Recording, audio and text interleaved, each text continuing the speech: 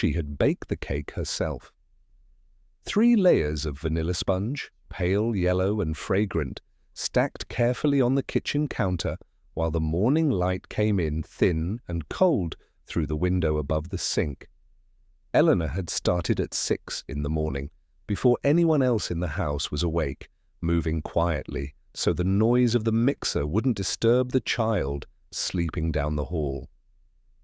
That child was the reason for everything. That child was the only reason Eleanor was still standing in that kitchen at all. Her name was Rosie. She had just turned 7.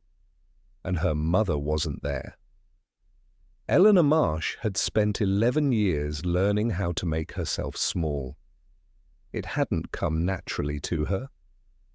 She had once been someone with opinions, with laughter, with the kind of easy confidence that made strangers feel instantly comfortable. But marriage had a way of sanding a person down if the person they married was determined enough. And Diane Marsh, formerly Diane Calloway, a name she still used whenever it suited her, was nothing if not determined. The guests arrived at 2 in the afternoon, 6 little girls in party dresses, each one clutching a brightly wrapped gift, trailing glitter and noise into the hallway. Rosie stood at the door in a pink tulle skirt Eleanor had ordered online and secretly wrapped 3 weeks ago. Her dark eyes wide and shining, with the particular intensity of a child who has been waiting for something wonderful and finally sees it arriving. "Mama said she'd be here," Rosie said, for the 3rd time that hour. Eleanor crouched down to her daughter's level as she smoothed a curl back from Rosie's forehead with the flat of her thumb and kept her voice very level, the way she always did when she was holding something enormous inside herself. "She might be running a little late, sweetheart. Let's start the games. And she might arrive during." She didn't arrive during. The games were played. The cake was cut. 7 candles were lit and extinguished in a single determined breath. Rosie made a wish that Eleanor would never learn. The mothers of the other 6 little girls smiled the slightly uncomfortable smiles of women who have witnessed something they cannot name but clearly understand, and they collected their children at 4 o'clock with more warmth than usual, the way you become briefly warmer to someone you feel a little sorry for. By 5, the house was quiet. Rosie sat on the sofa with her new stuffed rabbit in her lap and watched cartoons with the sound turned low, already beginning to process her disappointment in the private, wordless way of children who have experienced it before and have learned not to make a scene. Eleanor cleaned the kitchen. She stacked the paper plates. She pressed the leftover cake into plastic wrap with hands that were very steady because they had to be. Diane arrived at 6:30. She came through the front door without knocking.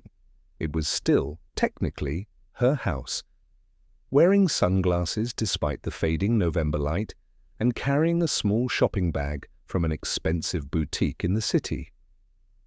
She smelled of a perfume Eleanor didn't recognize. Her hair had been freshly blown out. "She asleep?" Diane asked, glancing toward the living room without moving toward it. "She's watching television," Eleanor said. "She waited for you all afternoon." Diane set the boutique bag on the kitchen counter and took her sunglasses off.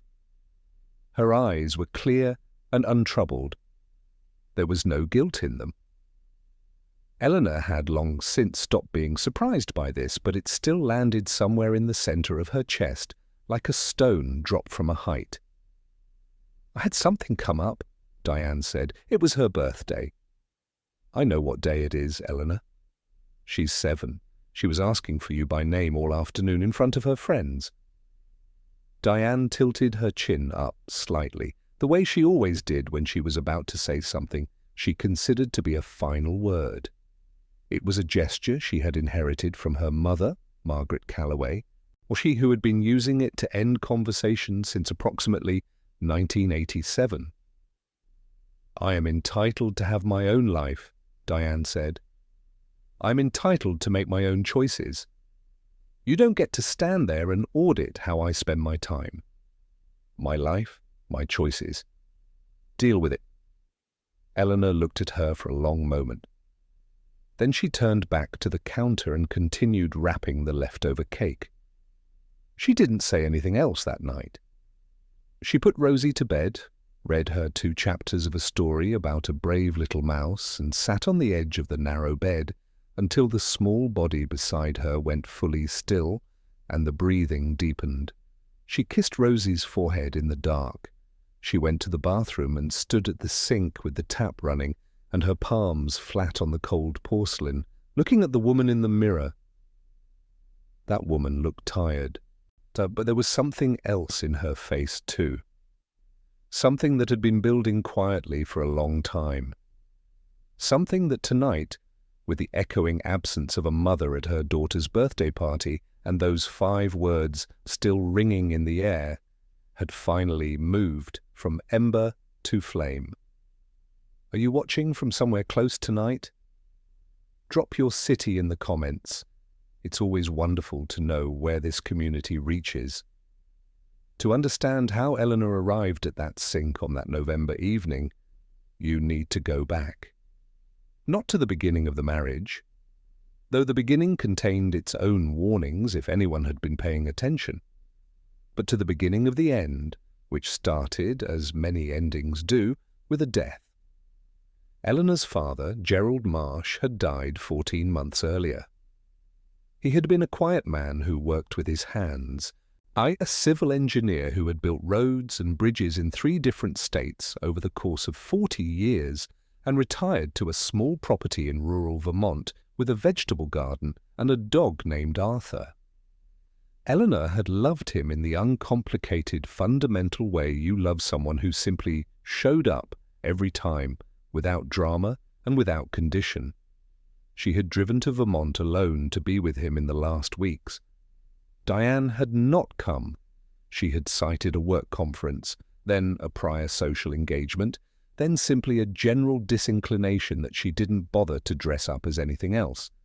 Margaret Calloway, Diane's mother, had called the situation morbid and suggested Eleanor was wallowing.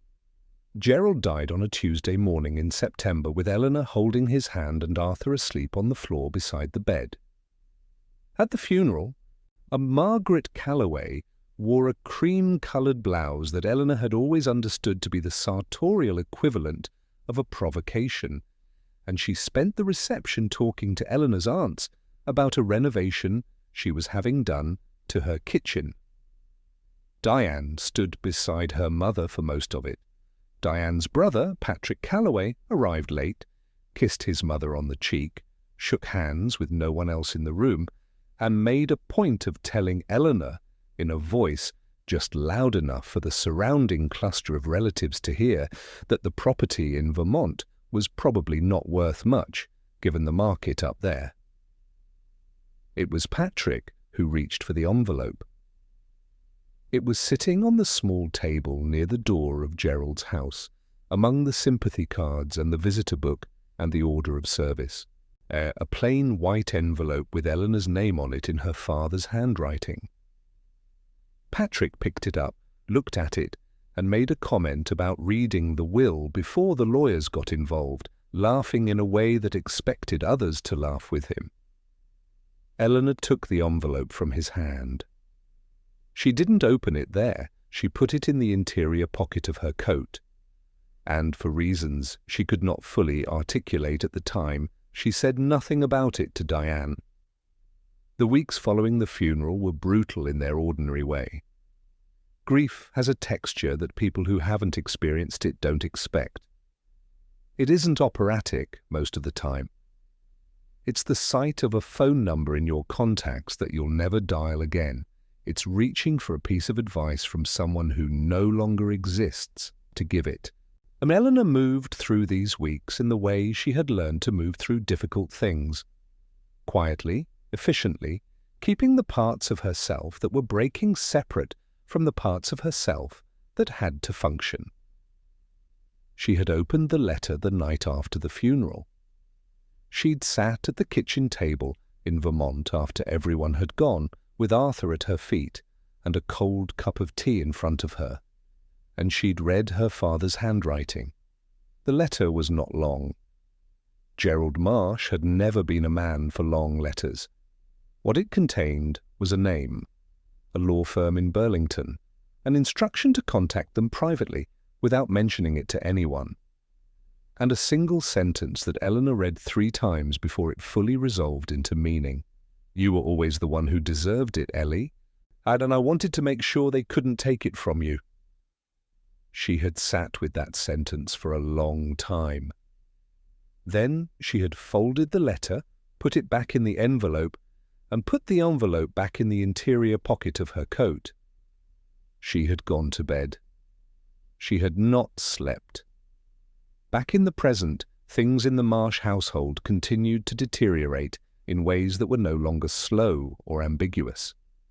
Diane's absences grew more frequent. The boutique bag that had appeared on Rosie's birthday was not the only one. There were weekends away that were explained in the vaguest possible terms. A friend's place, a work thing. You wouldn't know them. There were phone calls taken in other rooms with the door firmly shut. There was a name that Eleanor heard twice, by accident. In the careful and unguarded way you hear things when the person speaking them has stopped believing you're paying attention. The name was Marcus. Eleanor knew the name. She had known it for years. Marcus Finley had been Diane's long-term boyfriend before Eleanor, a man of considerable inherited wealth and considerably little else, who had ended the relationship with Diane in a way that Diane had never fully metabolized. His name had surfaced occasionally across the years of their marriage, always in the context of some achievement of his that Diane relayed with an emphasis Eleanor had learned to read precisely. Margaret Calloway had always liked Marcus. She had mentioned this across the years in the way people mention things they want to be heard without appearing to intend them. Patrick, meanwhile, Jim had been approaching Eleanor about money. He had begun this campaign shortly after Gerald's funeral, framing it initially as casual interest. "Must be nice to get a little something from the estate," he'd said once at dinner, watching her face for a reaction. Eleanor had given him nothing to work with. She was very good by that point at giving people nothing to work with. But Patrick was not subtle. His financial situation, it had emerged over the years through the kind of overheard conversations that furnished themselves without invitation, was precarious. He had a lifestyle that depended heavily on his mother's generosity and on the belief of various associates that he was more successful than he was. He had the confident bearing of a man who has never seriously been tested, and the soft interior of one who knows, on some level, that this is the case. He had begun suggesting, over the preceding weeks, that Eleanor do the right thing and contribute Gerald's estate to a joint family investment he was putting together. He used phrases like family solidarity and what Gerald would have wanted. He said these things with the assurance of someone who has never had to reckon with the possibility that they might be wrong. Eleanor listened. She nodded in the places where nodding was expected. She gave nothing away because she had, by that point, been to Burlington. She had made the trip on a Thursday in October, telling no one. She had told the daycare she would be late for pickup and driven the 4 hours with the radio off, thinking. The law office of Hendricks & Cole occupied the 3rd floor of a building on Church Street, and the woman who met Eleanor in the reception area was a compact, precise woman in her late 50s named Sandra Cole, who had been Gerald Marsh's attorney for 19 years. Sandra had been expecting her. They had sat for 2.5 hours. Eleanor had driven home in the dark with both hands on the wheel and something vast and quiet rearranging itself inside her. What Sandra Cole had explained, with the patient clarity of someone who has delivered complex news to grieving people many times and understands the importance of not rushing it, was this. Gerald Marsh had, over the course of his working life, been a careful man. Not merely careful in the ordinary sense, prudent with money, attentive to retirement accounts, but careful in a specific and deliberate way that had taken years and professional guidance to construct. How he had first consulted Sandra's firm when Eleanor was 19 years old, the year after Eleanor's mother had died, and Gerald had begun to think seriously about what he would leave behind and for whom. Over the following 2 decades, Gerald had built something. He had done it slowly, without fanfare, in the way that men of his generation sometimes did things of enormous consequence, not because they were secretive by nature, but because they understood that some gifts are only gifts if they cannot be interfered with. The Vermont property that Patrick had dismissed at the funeral as probably not worth much sat on a parcel of land that Gerald had purchased in 2 stages in the late 1990s. What Gerald had not advertised and what Patrick had no way of knowing was that a substantial portion of that land had been subject to a quiet negotiation with a regional energy consortium for the better part of 3 years. A negotiation that had concluded 6 weeks before Gerald's death with a signed agreement. Sandra Cole had placed the number on the table between them in the careful, deliberate way of someone who has done this before and knows the importance of letting it sit for a moment before speaking again. $4.3 million, and that was only the land. The other element was the trust. Gerald had established it 15 years prior, structured with the specific intention of being invisible to anyone who wasn't looking for it, and legally impenetrable to anyone who wasn't named in it. The sole beneficiary was Eleanor, directly and unconditionally. No joint property clauses, no spousal access provisions, nothing that could be touched in a divorce proceeding, attached in a legal dispute, or diminished by the actions or claims of any third party. Total value, a little under $9 million. Eleanor had sat with that for a while. "Your father was very clear," Sandra had said, after a respectful pause. "He had done his research. He wanted to make sure that whatever happened in your life, this could not be taken from you or used against you. He was quite insistent about the structure." Eleanor thought about the man who had built roads and bridges and retired to a vegetable garden in Vermont. She thought about the way he had said goodbye to her the last time she'd visited, before the last visit, when he was still well enough to walk to the car. He had held her face in his hands for a moment, the way he had done when she was small, and he had looked at her with an expression she had not fully understood at the time. She understood it now. She had asked Sandra one question before she left. How quickly can it be activated? Sandra had smiled, the first smile of the meeting. As quickly as you need. The weeks between Burlington and Rosie's birthday party had been a kind of controlled stillness. Eleanor had moved through them with the outward appearance of nothing changed and the inward experience of someone who has found, in the dark, a door they didn't know was there and stood with their hand on the handle long enough to be sure they want to open it. Diane's behavior in those weeks had, if anything, clarified the decision for her. The weekends away continued. The name Marcus surfaced again, once, or in a phone call that Diane took in the garden at 11 o'clock on a Sunday night, not realizing that Eleanor was sitting in the dark of the upstairs bedroom with the window open. The tone of Diane's voice on that call, warm, unguarded, entirely unlike the voice she used in the house, had told Eleanor everything remaining. Margaret called twice. Both times her calls concerned money, once to ask, with elaborate casualness, whether Eleanor had sorted out the estate business yet, and once to mention that Patrick's investment venture was very nearly fully subscribed and that family should support family. Eleanor told her it was all still in the hands of the lawyers, which was true. Patrick stopped by unannounced on a Wednesday and helped himself to coffee and sat at Eleanor's kitchen table for 45 minutes making the case, and with diminishing subtlety that Gerald would have wanted his wealth kept in the family, by which Patrick meant accessible to Patrick. He left without achieving anything and sent a text message that evening that said simply, "Think about it." Eleanor had thought about it. She had called Sandra Cole the following morning.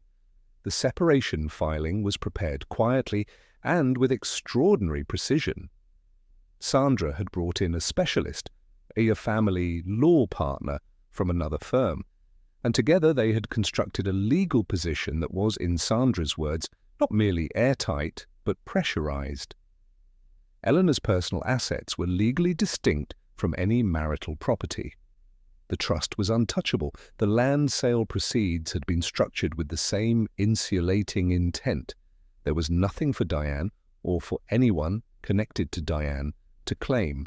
But the legal filing was only one part of it. Eleanor had also in those weeks learned certain things. Sandra's firm had conducted the standard financial discovery that preceded a separation filing, and in the course of that discovery, something had surfaced. It had surfaced because Eleanor, for all her outward passivity, had been paying attention for years. She had known which drawer Patrick used when he visited. She had noticed a document left carelessly on the kitchen counter once, 6 months ago, bearing a company name she had written down and looked up afterward. She had mentioned these things to Sandra, and Sandra had mentioned them to her contacts, and her contacts had mentioned them to the appropriate people. Patrick's investment venture, it emerged, was not quite what he had represented it to be. On the word that the relevant financial regulatory authority used in the formal notice of investigation that was issued in mid-November was misrepresentation. The word that Patrick's attorney would later use was considerably less measured. Eleanor had not made this happen. She had simply provided to people whose job it was to look into such things information they had not previously had. That distinction mattered to her. She hadn't built a trap. She had opened a window. The night of Rosie's birthday, lying in the dark of the spare bedroom she had moved into 6 weeks ago, a change Diane had not questioned, another fact Eleanor had filed away. She had sent a single text message to Sandra Cole. It said, "We're ready." Sandra had replied within 3 minutes. "I'll have the documents filed by 9 tomorrow." The first thing to arrive was the letter. It came to the house on a Monday, 8 days after Rosie's birthday, in an envelope bearing the name of Sandra's firm. It was addressed to Diane. Eleanor was in the kitchen when Diane opened it, sitting at the table with her coffee, watching without appearing to watch. She saw the moment Diane read it. The expression that crossed Diane's face moved through several stages. Confusion, then a sharp and focused attention, then something that was very close to fear, though Diane was not a woman who easily permitted fear to show. "What is this?" Diane said, and her voice had that particular quality of someone who knows exactly what it is and is hoping to be told otherwise. "It looks like legal correspondence," Eleanor said. You should probably have your lawyer look at it." Diane looked at her. Something moved behind her eyes, a new assessment, a recalibration. It was the look of someone who has been certain for a long time about the nature of the person in front of them, and who is beginning, with deep reluctance, to wonder if they were wrong.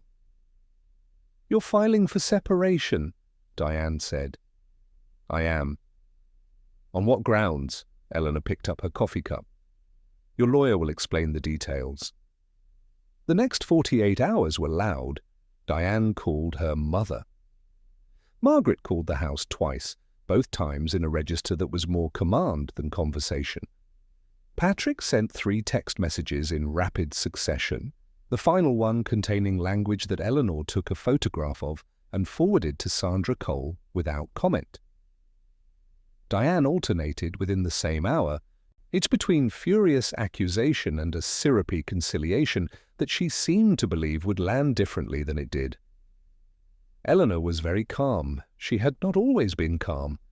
She remembered, with crystalline accuracy, the version of herself who had cried in bathrooms and rehearsed conversations that never happened, and spent long nights trying to work out what she had done wrong and how she could do it better. That version felt very far away now, as though she were looking at a photograph of someone she used to know. Sandra's firm had, in anticipation of this window, moved with notable speed. The financial discovery materials had already been prepared. The trust documentation was already in order. A property valuation for the Vermont land had been obtained. Everything was positioned like an orchestra waiting for the conductor to lift the baton. The baton lifted on a Thursday morning. The family law process moved in Eleanor's case with a swiftness that reflected both the quality of her legal preparation and the remarkable simplicity of her asset position. There was no joint property to dispute. There was no shared financial entanglement to unpick. Diane's own financial position, as it emerged in discovery, was notably less stable than it had appeared, a fact that Diane had concealed with the practiced ease of someone who has spent years performing solvency. The house, it turned out, had a second mortgage that Diane had arranged without Eleanor's knowledge. There were credit accounts Eleanor had not known existed. There was a level of debt that, exposed now to the flat light of legal process, looked nothing like the wealthy. To a well-positioned woman, Diane had spent 11 years performing for an audience that included, centrally, Eleanor. Margaret Calloway arrived at the house unannounced on the 4th day. Eleanor opened the door and stood in the doorway.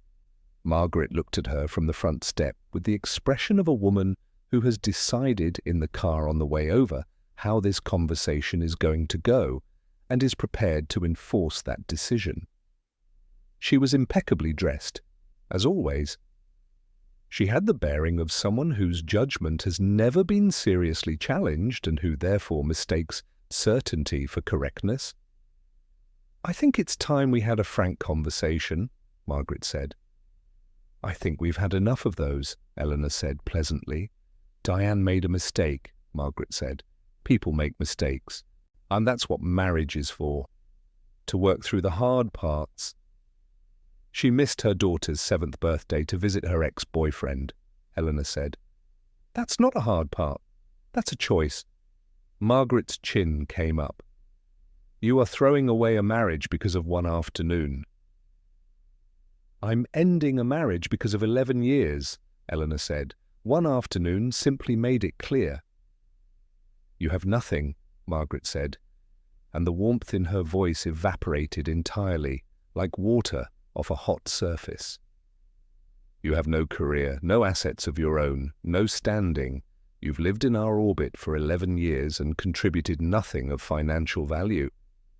You will walk away with exactly what you deserve, which is very little." Eleanor held the door. "I know you believe that," she said. "I understand why you believe it. But I think you might want to ask Diane to show you the financial disclosure documents before you make any decisions based on that belief." Margaret stared at her. "Good afternoon, Margaret," Eleanor said, and she closed the door. She stood in the hallway for a moment afterward, in the quiet of the house, with her hand still on the doorframe. Her heart was not racing. Her hands were not shaking. She was, she realized with something approaching wonder, completely steady. The call from Margaret to Sandra Cole's firm came the following morning. Then the call from Diane's attorney. Then, with an escalation that Sandra had predicted with impressive accuracy, the call from Patrick's attorney, a different attorney from the one handling Patrick's now escalating regulatory situation, this one specializing in civil matters, he presumably dispatched to explore what, if any, claims could be made against Gerald Marsh's estate. Sandra had dealt with these calls with a composed efficiency that Eleanor found deeply satisfying. There were no claims. The structure Gerald had built was precisely as robust as he had intended. The trust could not be challenged. The land proceeds were Eleanor's cleanly and entirely. The separation agreement, when it was finalized, reflected a financial reality that bore no resemblance to the one that Margaret Calloway had outlined on the doorstep. An Eleanor who had nothing, walking away with very little. Eleanor walked away with her daughter, her father's bequest, and 11 years of carefully accumulated clarity. Diane walked away with a debt she hadn't disclosed, a house she could no longer afford, and Marcus, who departed the picture with notable swiftness once the financial reality became apparent. It was Patrick's situation that developed with the most dramatic momentum. The regulatory investigation, once opened, had followed the evidence with the implacable efficiency of such things when the evidence is well documented and clearly presented. The misrepresentation finding was followed, in short sequence, by a formal civil complaint from 3 of the venture's investors, then by a referral to the state attorney's office for a criminal assessment, then by the freezing of Patrick's personal accounts pending that assessment. Margaret's reaction to this sequence of events was not something Eleanor witnessed firsthand, but she heard about it through Sandra, through the local news coverage that the story attracted when the attorney's referral became public record, and through a phone call from one of Eleanor's aunts who lived in the same town as the Calloways and could not resist, with considerable glee and minimal guilt, providing a full account. Margaret had initially refused to believe it. Then she had begun making calls on Patrick's behalf, calling in favors from people she had spent decades cultivating, discovering in the process that social capital has a ceiling and a criminal referral is very often it. She had retained an attorney for Patrick at what was reported to be substantial personal cost. She had given an interview to a local newspaper in which she used the phrase politically motivated 3 times, and my son is a good man twice, and which had not, by any objective measure, helped. Patrick's attorney had entered a not guilty plea. The proceedings were ongoing. The confrontation Eleanor had expected, the one she had rehearsed in some form across the weeks of preparation, came not from Margaret or Patrick, but from Diane. It came on a Saturday afternoon 6 weeks after the separation filing, in the parking lot of the school where Eleanor had just collected Rosie from a birthday party. It was, she would later think, an appropriate location. A birthday party, again, that Diane had known about and had not attended. Diane was sitting in her car when Eleanor and Rosie came out. She got out when she saw them. She looked, for the first time in Eleanor's memory, genuinely diminished. The blowout was not fresh. The sunglasses were absent. There was something in her face that was almost, but not quite, on the expression of a person arriving at honesty. "I need you to tell me why," Diane said. Eleanor looked at her for a moment.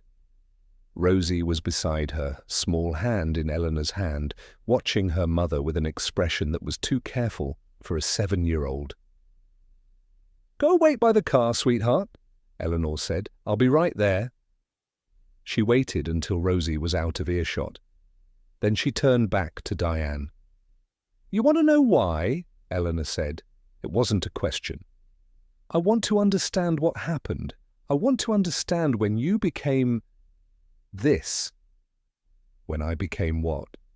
"Someone who just ends things without warning, without discussion, like everything meant nothing." Eleanor held this. She understood in that moment that what Diane was experiencing was not grief for the marriage, but disorientation. The specific bewilderment of someone who has relied for a long time, on another person remaining exactly where they have been placed. "You asked me to deal with it," Eleanor said. "On Rosie's birthday. You said, 'My life, my choices, deal with it.'" "So I did." Diane stared at her. "I spent 11 years making myself smaller so that you could feel bigger," Eleanor said. Her voice was even and clear. "I arranged my life around yours. I raised our daughter almost entirely alone while you decided she was optional. I watched you perform a version of our family for other people that had very little relationship to what actually happened in our house. I stayed quiet while your mother told me I had no value. And while your brother tried to take money, my father worked his whole life to protect. I stayed quiet and I waited, and I thought at various points that it would change." She paused. "It didn't change. So I changed instead." Diane's face had gone through several expressions during this. The one that settled was something complicated. Not quite guilt, not quite grief, but some curdled combination of both that was reaching, imperfectly, for regret.